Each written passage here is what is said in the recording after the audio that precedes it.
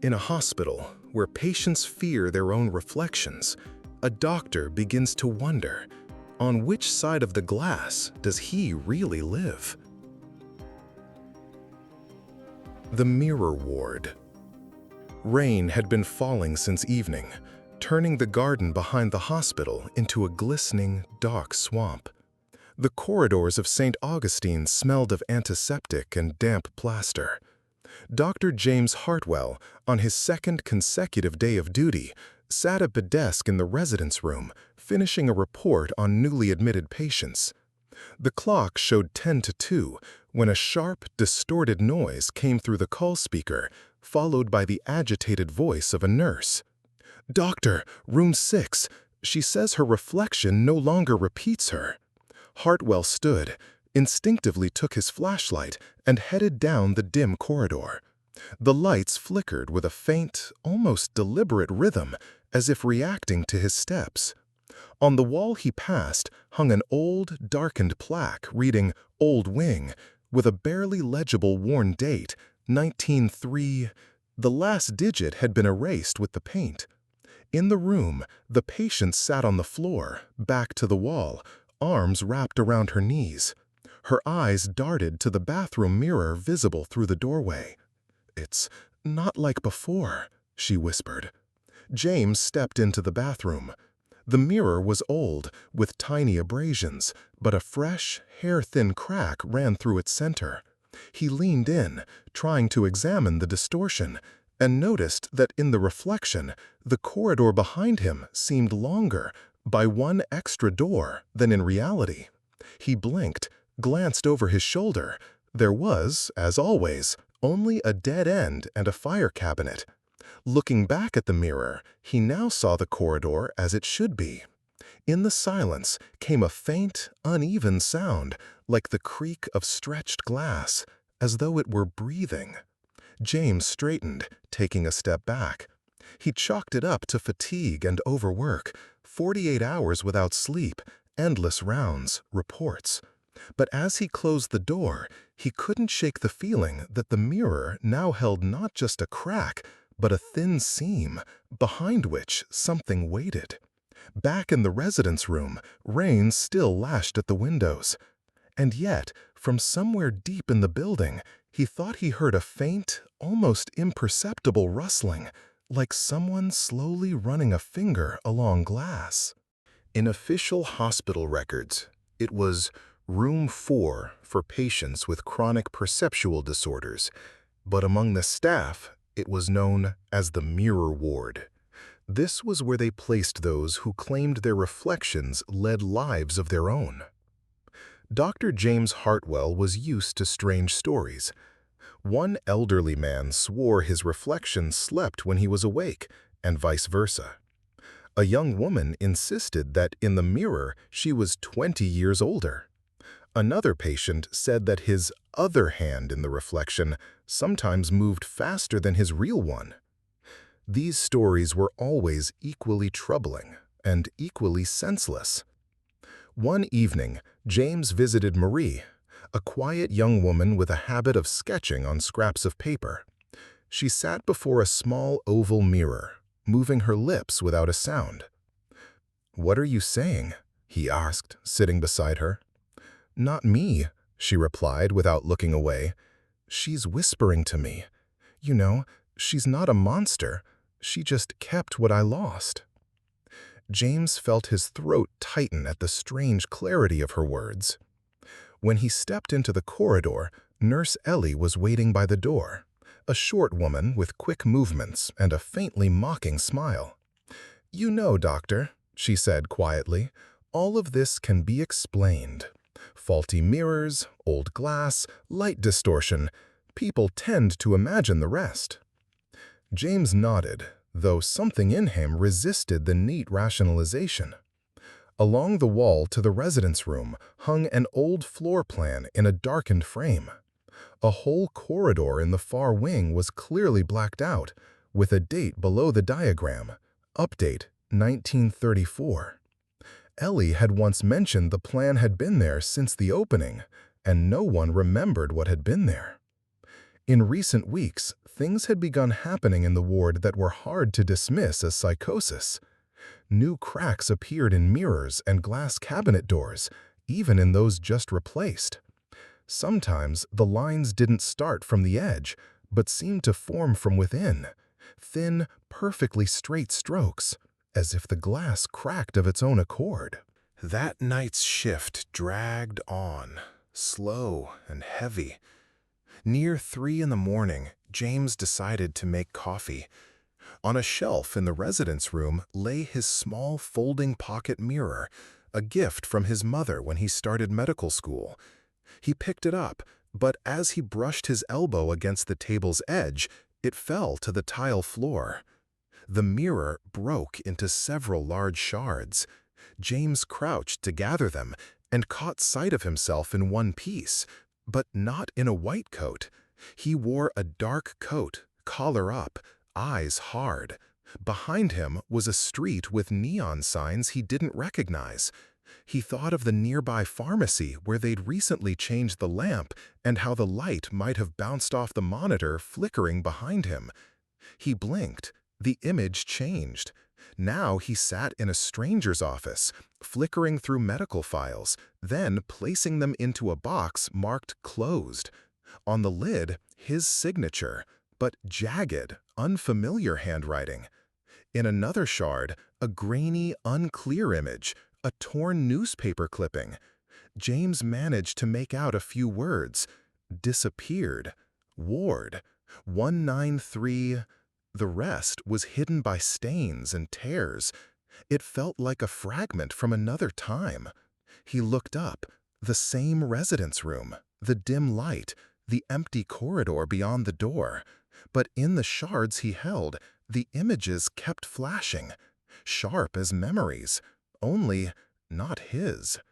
Gathering all the fragments in his palm, he noticed one tiny sliver reflected his signature on a form, in that same jagged, alien script as on the box lid. He glanced at the actual form beside him. There was his usual neat, even signature. Locking the shards in a drawer, he sat still for a long time, feeling doubt settle inside him like sediment, refusing to give him an easy conclusion. At first, the changes in patients seemed minor, noticeable only on close inspection.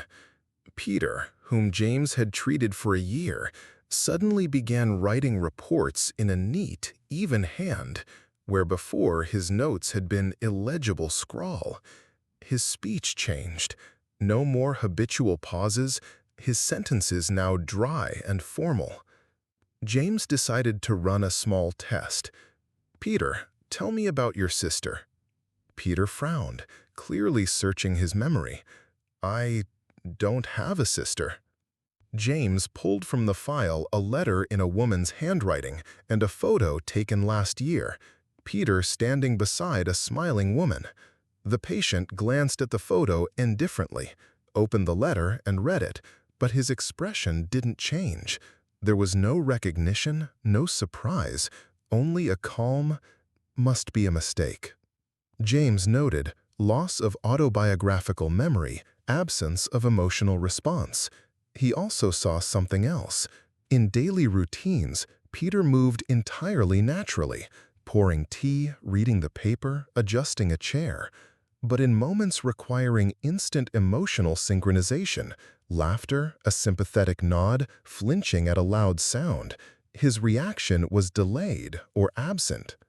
Later, passing the hall, James saw 2 patients at the large wall mirror.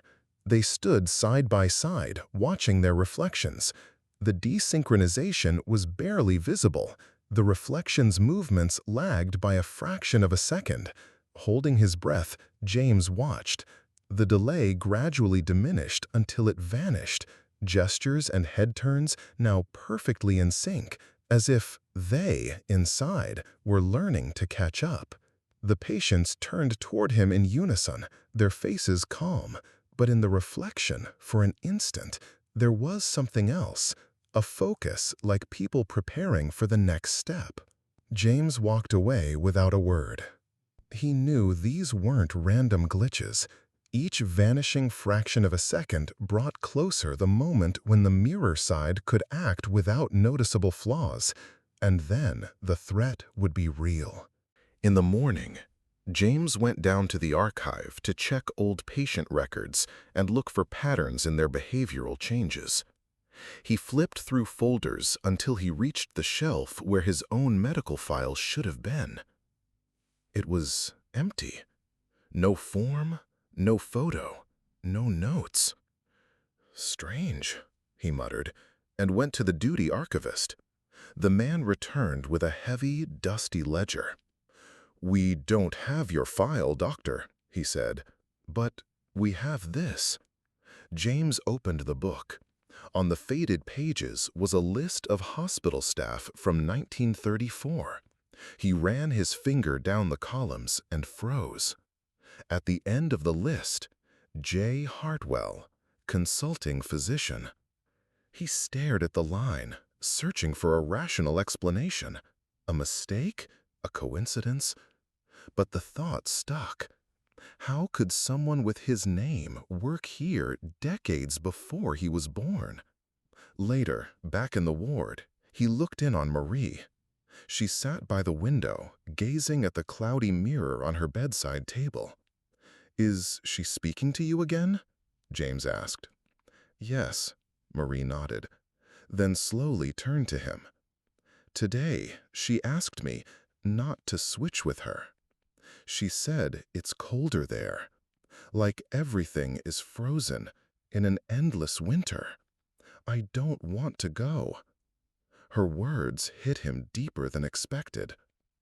That evening, he lingered in the empty corridor near the old mirror with the darkened frame. Its surface trembled with a faint ripple, and suddenly a scene emerged in the depth. He, or his double, remaining on the other side of the glass, palm pressed to the surface, while outside another version of him walked away. But now, watching it, James realized it might not have been the past, but a warning, a silent sign that the moment of choice was yet to come. He stepped back from the mirror, a creeping sense growing within him. The truth was close, but not what he had thought.